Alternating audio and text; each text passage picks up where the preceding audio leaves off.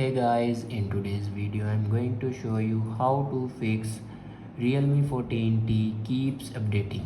So let's start the video. First of all, open settings.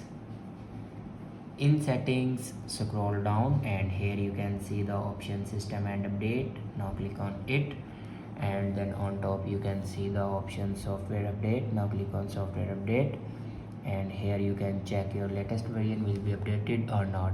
If it doesn't update to latest version, then update it to latest version. After update a latest version, then go back and click on backup and reset. Now click on reset phone, and then here you can see the option reset all settings. Now click on it. Now enter your password to reset all your settings. After reset all the settings, then go back to your home screen and restart your device.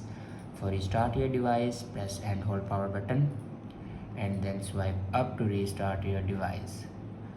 After doing these steps, your problem will be fixed. I hope this video is helpful for you. Thanks for watching.